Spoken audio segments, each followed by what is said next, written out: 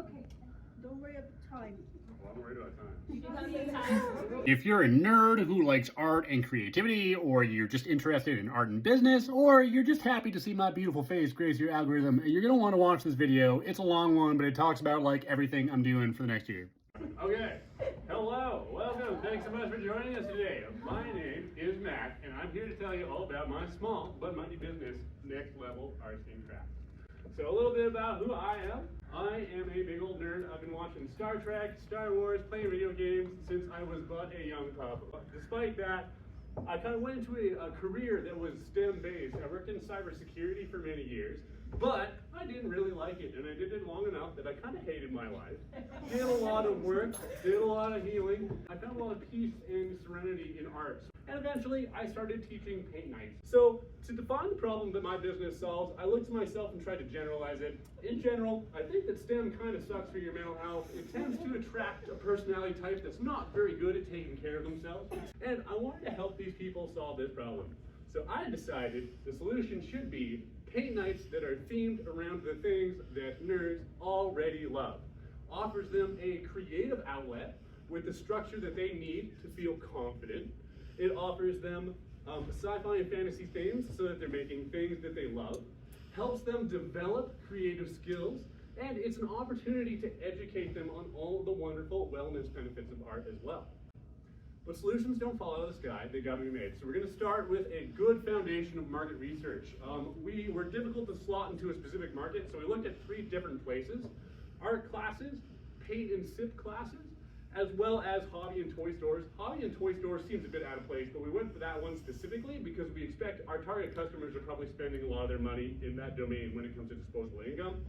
All 3 of these markets have a reasonable size. Hobby and toy stores is the biggest one, but that's a little bit deceptive because it's also the one with the slimmest profit margins despite having the highest revenue. And all 3 of these markets are projected to keep growing over the next couple of years here. There's various factors driving growth, but the biggest one probably would be a good economy. When people have safety and time and disposable income to spend money on stuff like this, they do. And lastly, we also looked at what the most popular video game, hobbies in Canada were. And related to our brand, we saw number 6 was video games, number 9 was board games, and number 11 was arts and crafts. So we think that there's probably a pretty good appetite for this sort of thing.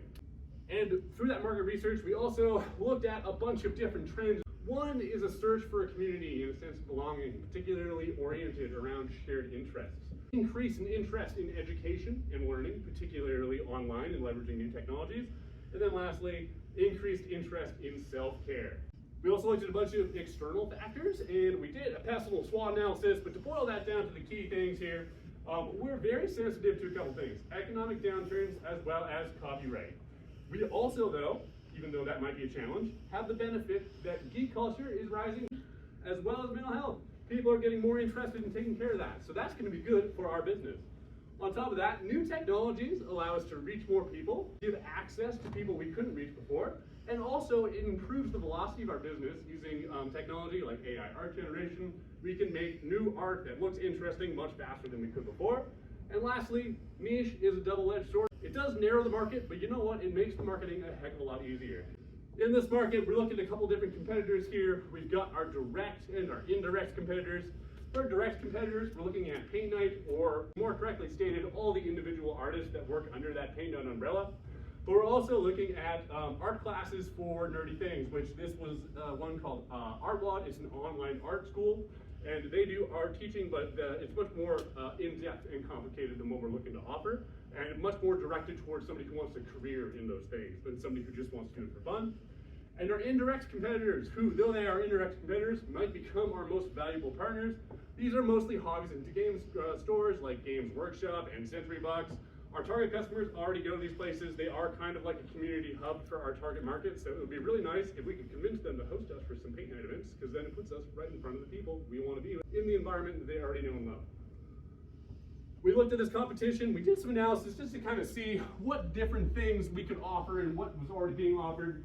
So for us, our unique value proposition is based around 4 things: bite-sized projects, themed around things that nerds already love, that teach creative skills, and educate them on the wellness benefits of creativity and creating. And as you can see by our little analysis here, each of our competitors touch on each of these, except for the wellness thing. None of them really do anything other than give it kind of like surface level attention. but none of them do it all, that's for sure.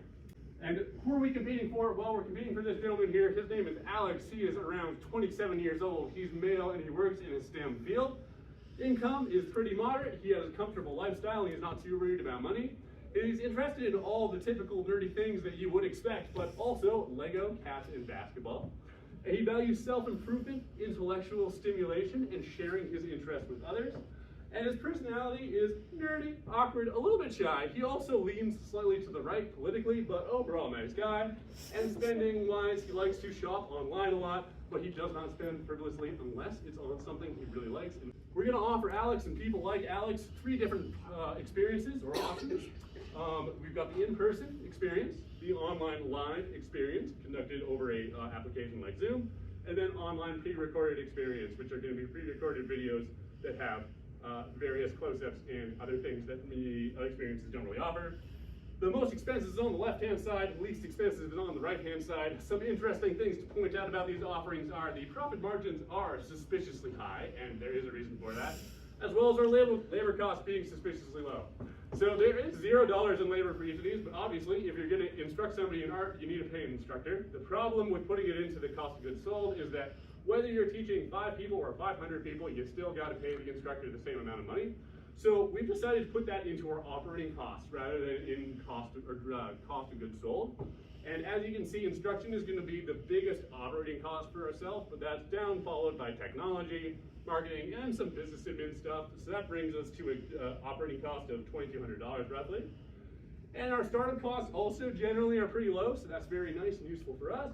The biggest cost for us is going to be that paint night equipment, but also the online equipment, and then the general business registration lands us around $1,300 to start up one of these businesses. But wait, there's more.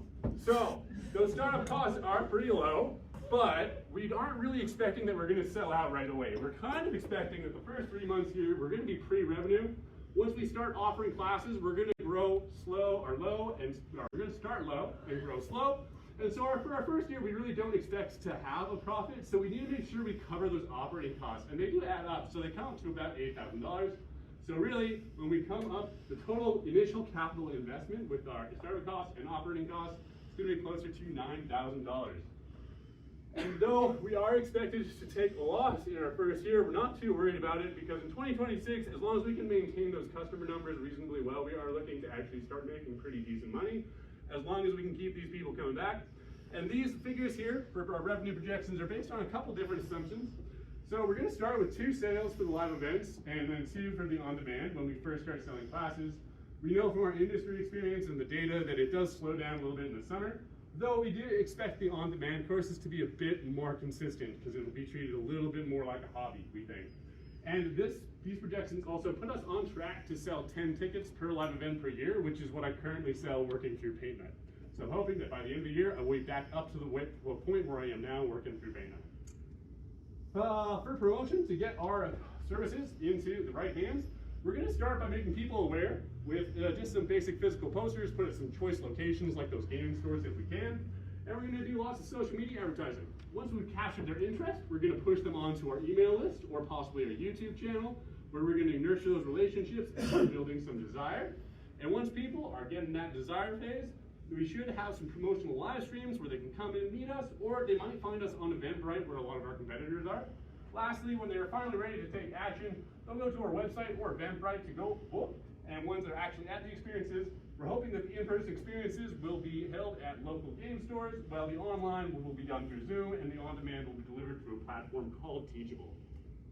But there are risks in business for us here, so we got to take some consideration there. The biggest risk for us is a location being unavailable. There is always a possibility that something could go wrong, so it's a good idea to have 2 locations available at the same time that are near each other. Next would be low sales. The marketing is definitely the newest thing to me, so if we do encounter low sales, we could always look at investing in some professional help, or worst case scenario, we can always go back to Paint Night. And, oh, just one sec. Bills are very important. They are very important because they really will damage our relationship with our venues if they're not treated well. So to offset that risk, we're going to use washable paint, provide proper training, and also do a walkthrough with the staff and our partners at the end of each event.